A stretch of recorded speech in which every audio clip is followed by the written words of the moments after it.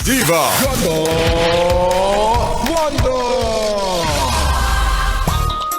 Eto na nga ang chika sa akin.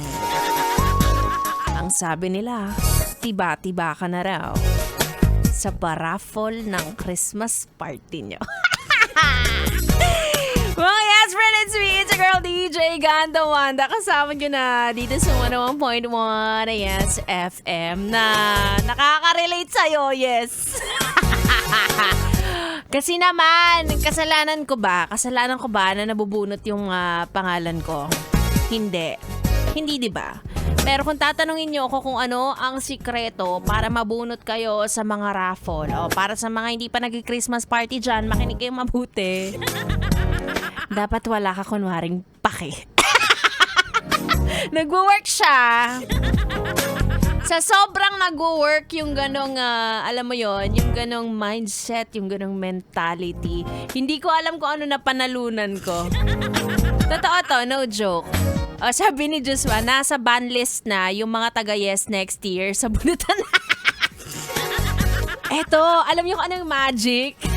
Sila ka Marisa natatawa. Kasi parang halos lahat kami nanalo, promise.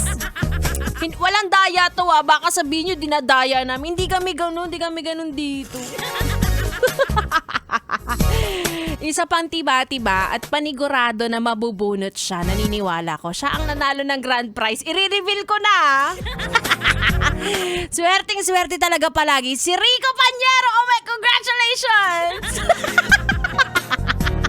Totoo yun. Sa tinagal-tagal ko dito sa Yes FM, hindi po nawawalan ng prize si Rico Panyero. Kaya kung gusto niyo pong manalo sa raffle, sa Christmas party, siya po ang tanungin ninyo sa umaga, Rico Panyero, ano bang sigredo mo?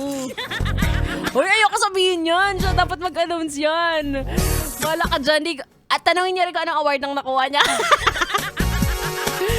Diba? O, kaya good luck sa mga mag-Christmas party ba lang. Galingan ninyo sa pagiging nonchalant. Galingan ninyo sa pagmamanifest deep inside. Huwag kayo masyadong uhaw na uhaw. Hindi bibigay sa inyo yan.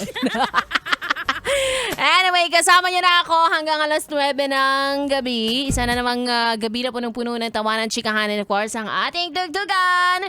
Kaya naman, sige na, bumirit ka na. Alam ko ikaw ang magpo-perform sa Christmas party niyo dahil bagong empleyado ka. Dito lang yan sa 101.1. Yes, FM Solid.